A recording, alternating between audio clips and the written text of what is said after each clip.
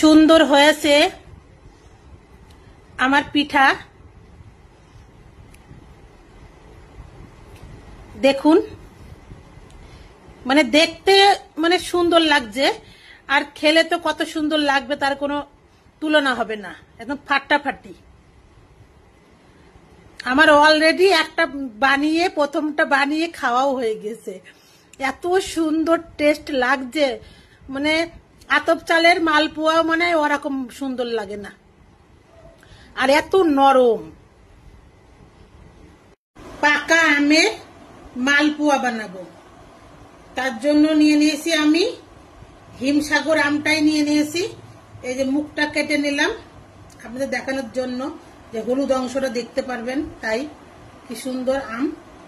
এটা আমার আমটার নাম হচ্ছে হিমসাগর আম, ঠিক আছে। আপনারা এরকম আমই নেবেন, মানে আঁশ যুক্ত আমটা ভালো হবে না, আঁশ আঁশ হবে। কিন্তু এই হিমসাগর নেবেন, আমরুপালি নেবেন, যে মানে যে আমের আঁশ নেই সেই আমটা আপনারা নেবেন, তাহলে ভালো হবে। এটা আমি একটা চামিচের সাহায্যে আমি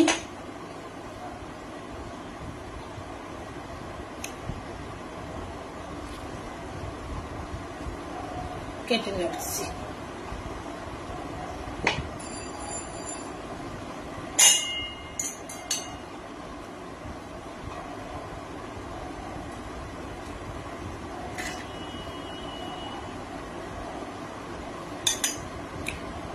এইভাবে আমি মিক্সারে পেস্ট করে নেব।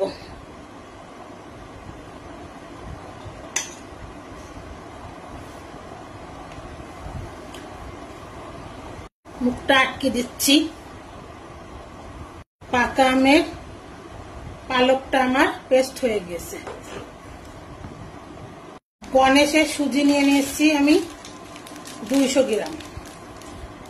মিষ্টি এমন ভাবে নিতে হবে যেন মিষ্টি হয়, সেইভাবে আমি নিচ্ছি। আমটাকে তো মিষ্টি আছেই, এই জন্য সেইভাবে নিব মিষ্টিটা।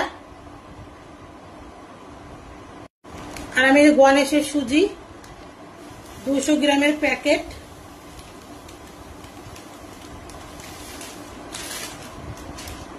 আমার মিক্সারটা ছোট এই জন্য প্রবলেম হয়ে যাচ্ছে, আপনারা বড় মিক্সার নিয়ে নেবেন।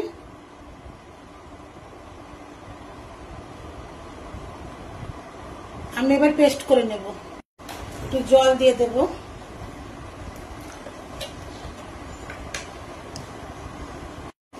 মুখটা আটকে দিলাম,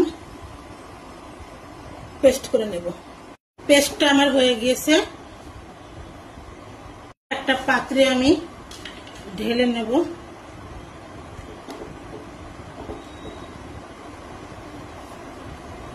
এভাবে আমি আবার আমের পালটা দিয়ে দেব।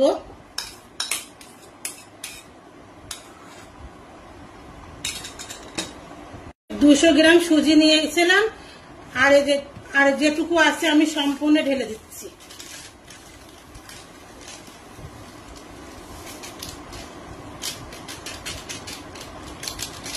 আমি কিন্তু এখানে 200 গ্রাম সুজির সঙ্গে 2টো আম নিয়েছি।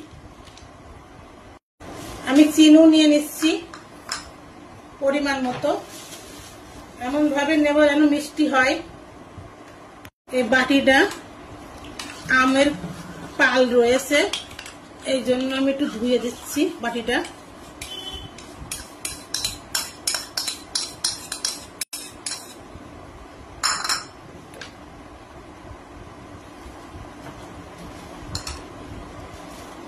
মুখটা আটকে দেব, পেস্ট করে নেব। আর এই পেস্টটাও হয়ে গিয়েছে, আমি এখন ওই একই পাত্রে উঠিয়ে নিচ্ছি। ঢেলে নিন।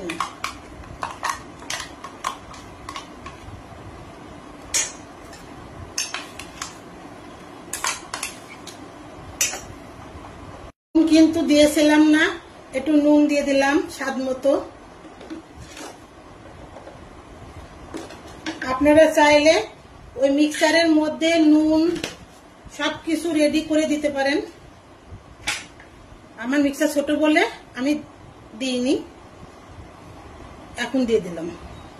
আমার গোলাটা কিন্তু দেখুন পালটা কিন্তু এত সুন্দর হয়েছে, দেখুন এরকম করে করবেন।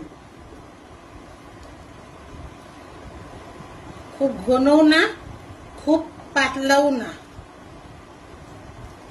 মালপোয়া যেভাবে করে সেইভাবে করতে হবে।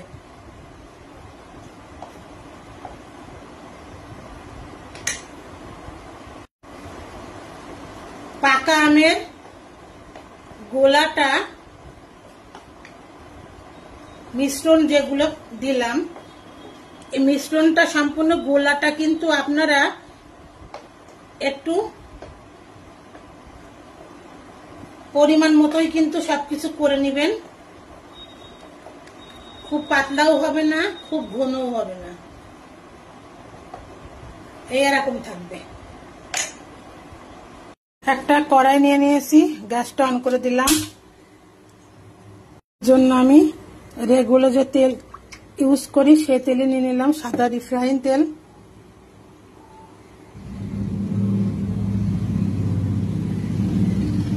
তেলটা গরম হয়ে গিয়েছে,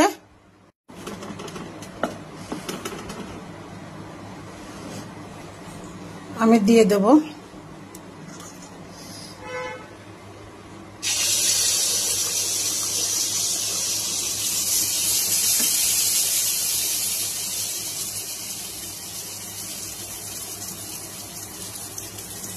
দেখুন কি সুন্দর ফলছে।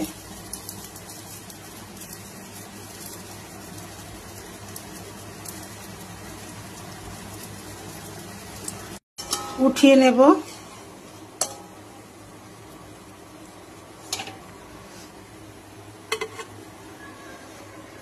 ওইভাবে আমি আবার দিয়ে দেব।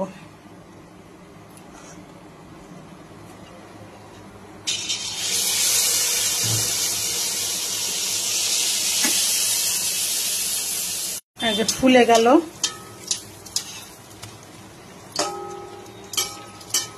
কি সুন্দর ফুলে যাচ্ছে। এটা উঠিয়ে নেব।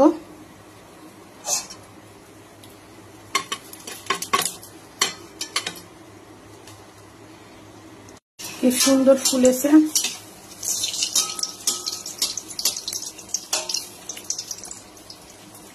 লুচির মতো ফুলকো ফুলকো।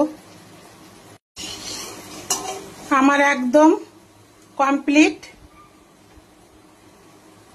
পাকা আমের মালপোয়া। এই দেখুন কি সুন্দর হয়েছে। এই আমার সাজানো হয়ে গেল ফুলের মতো।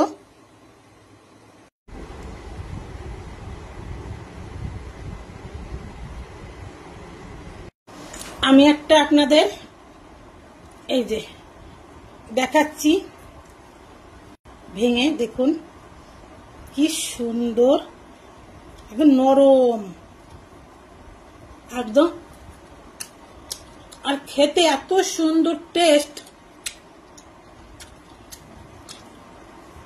বলার মতো না। আমি এগুলো সব এখনই খেয়ে নেবো।